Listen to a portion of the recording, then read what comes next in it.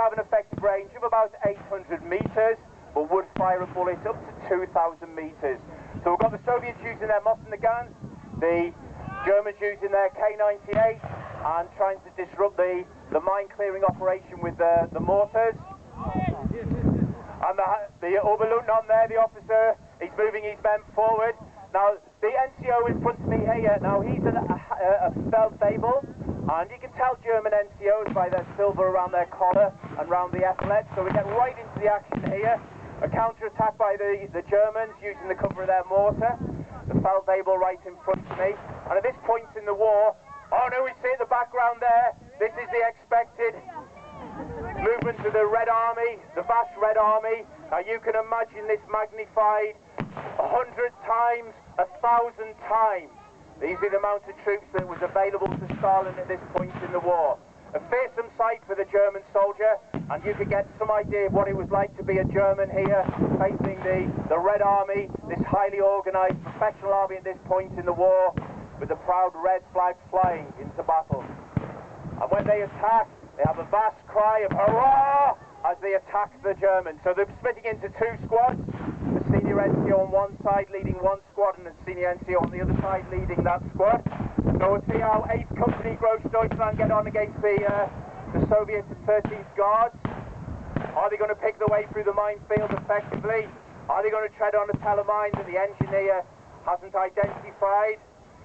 The German army, of course, masters of warfare as well. They've had 4 years experience fighting, and some of these veterans here would have been serving since 1939, the invasion of Poland, and right into the Red Army. Interesting enough, ladies and gentlemen, the Großdeutschland Regiment fought all the war on the Eastern Front. I was talking about that earlier on. 80% of German casualties were on the Eastern Front. And this really gives you some idea of the magnitude of the Eastern Front. And we're very, very lucky to have this in Norfolk Park this afternoon, seeing the Eastern Front battle. The German army experimenting with camouflage at this point. We go to this soldier here, he's got his splinter pattern on. Soviet army picking the way through the minefield. The engineer is cleared. And it really gives you some of the atmosphere of what fighting on the Eastern Front would have been like, facing the hordes of the Red Army. And we move back, the Oberleutnant here, been very, very sensible watching his men. He's got his powerful binoculars made in Germany. They're still using the mortar to bring down fire into the Russian troops, trying to lead them into a trap. Feldwebel shouting, stay, Hinlegen, which is stay down. Pick out the Soviets as they come towards you. K98, a very accurate weapon indeed. Mortar returning fire. The gentleman at the back of the battlefield in the white helmet with the red cast on is a sanitaire or a first aid operative, and he'll be delivering rudimentary first aid to the German soldiers. And it was a war of brutality. Hitler used the excuse that the Soviets never signed the Geneva Convention, the so-called rules of war, to inflict extreme... Here we go, it's the charge of the Red Army! Right into the 8th Company's position. They had men to expend. They had the Feldwebel there being taken prisoner, his hands up. The Braves right into the mortar position as well. So it looks like it's a victory at the moment, but I've just had reports there's a Kampfgruppe in the area, and a Kampfgruppe means a quickly assembled group of German soldiers, and they'll be using the reinforcements with Panzer Grenadiers. So there is a Kampfgruppe in the area. The Soviets don't know this at the moment. They're celebrating the sweet success of victory against the German invaders, and these will be taken prisoner. And these will be taken back into the depths of the Soviet Union to work in the factories and produce ammunition and goods for the Soviet army. And a lot of German prisoners of war weren't released into the 1950s. To be captured on any side of the Eastern Front was a terrible experience indeed. If you were captured as part of a German, you'd be taken back into the heart of the Soviet Union. And to be captured as a Soviet prisoner of war as well, you were brought back into Germany to work in the factories. And here is the Kampfgruppe. Now they're going to be making use of this motorbike, and this is a reconnaissance vehicle. So So they've heard all the noise of the mortars, they've heard the noise of the gunfire, and they're sending out a reconnaissance vehicle. And this is a very useful workhorse of the German army. It's an R-71 motorbike and sidecar. And now it's the Soviets' turn to actually get on the back foot. The expected counter-attack is coming. The expected counter-attack. Now the Soviets take position. The motorbike's done its business, which is to scout out the area, and that will be reporting through to the Panzer Grenadiers. Now, Panzer Grenadiers, very, very important job. Very early on in World War II, the Germans realised that the Panzers couldn't advance without the defence of soldiers.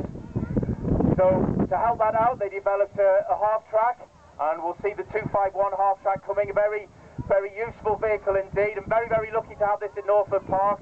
It's the only running one in Europe of this variety, the C-type. So here we come, it's the counter-attack from the Panzer Grenadiers, coming to their 8th Company colleagues who have been routed in the battle here. See how well they advanced into the half-track. Now there'll be 10 men in the half-track, using the cover of its steel, its armour-plated steel, to protect itself against the K98 bullets, and they will be deploying themselves. And it looks like this camp group has been reinforced, looking at the back by Fallschirmjägers. And Fallschirmjägers are basically German paratroopers. Very, very tough, well-trained troops indeed.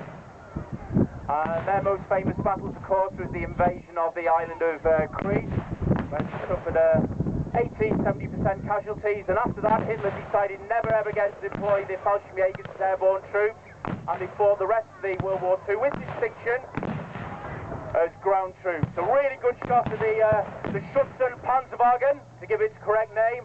251 was its code number. Ulf C, which is the Model C. And we might get a really good shot of the Panzer Grenadiers piling out to the back of the 251. This will be a dreaded sight for the Soviet 13th Guards. An armour-plated vehicle approaching them, full of Panzer Grenadiers. And certainly the Soviets are realising this and getting themselves pushed back. The motorbike and sidecar doing its bit as well. So now we see the Soviets perhaps on the back foot as well. The initial sweet success of victory. And here we go, the Panzer Grenadiers deploying themselves very effectively from the Schutzen Panzerwagen, 251. And inside the 251 there'll be all sorts of ammunition, Panzerfaust and maybe a Panzerschreck. Down the side of the half-track you would see the equipment lockers, and inside that will be all the equipment that the Panzer Grenadiers need to travel, and then of course all the tools as well for entrenching and the pickaxe. And this 251 is called Magda. It was acceptable for the German army at this point in the war to name their vehicles. Certainly the Hitlerjugend, the SS division named all their vehicles when they were fighting on the Western Front. But we see them creeping into the Eastern Front as well as the German army broke down its efficiency. The charge from the Red Army onto the Fallschirmjägers. The Panzer Grenadiers going to do here, certainly fighting away on the side of the battlefield.